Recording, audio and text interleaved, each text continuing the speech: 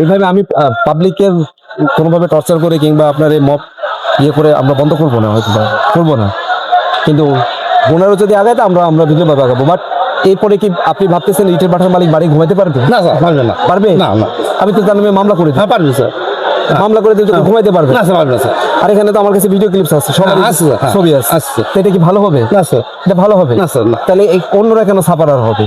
আচ্ছা শ্রমিকরা কেন সাপারার হবে? উনি তো আর অবৈধ, উনি তো কাজ করে খান, উনি ধরেন অন্য কাজও করতে পারবে না ভাই, আপনি এটা বুঝতেছেন না। কোথায় স্যার? তাহলে আপনি আমাদের সাথে চলেন, এই ইটের ভাটাটা ভেঙে দেন। কোনটা স্যার? এই যে সামনে যেটা যাচ্ছে, আমরা যে উদ্দেশ্য আছি, এটা স্কুলের পাশে, হ্যাঁ এটা স্কুলের খুবই কাজ, এটাকে একটু ভেঙে দেন। স্যার, আমি তো আপনাকে বললাম তো স্যার, আমি কোনো সন্তানকে মারতে পারি না, আপনি না শুনেন, আমি বলেছি আমি যদি না পারি- না শুনেন, আপনি তাহলে যে ইয়ে করেন, স্যার বলেন।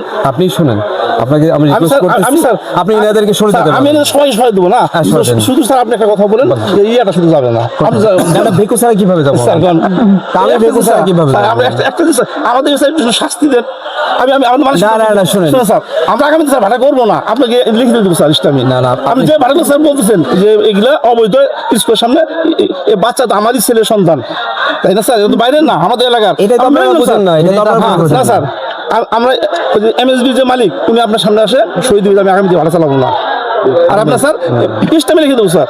শোনেন, আপনাকে কিন্তু আমি একটা কথা বলছি, এই যে ধরেন অনেক শ্রমিকরা আছে, সাধারণ মানুষও আছে এর মধ্যে, সবার মধ্যে শ্রমিকরা অনেক উচ্চ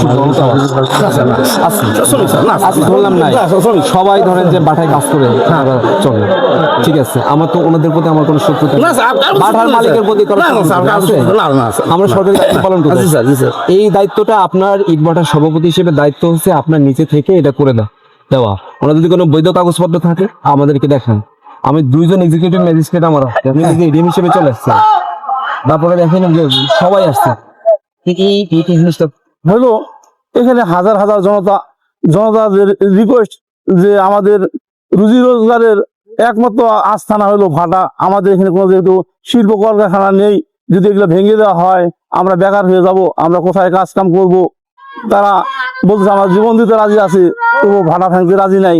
তারা স্যারেরা অনেক রিকোয়েস্ট করছে, করার পরেও শ্রমিকরা তাদেরকে রাস্তা ছেড়ে দিচ্ছে না। তো না স্যার, আমরা যদি আপনারা গাড়ি নিতে চান তাহলে আমাদের ইয়ার উপরে নিয়ে যান, লাশের মধ্যে নিয়ে যান। এই ইয়েতে দেখে স্যারেরা অনেক চেষ্টা করার পরেও শ্রমিকদের না সরানো পারার কারণে স্যারেরা এখান থেকে একটা সংঘর্ষ সৃষ্টি হবে, এই ইয়ের ভয়ে স্যার এখান থেকে তার লোকজন নিয়ে চলে যায়।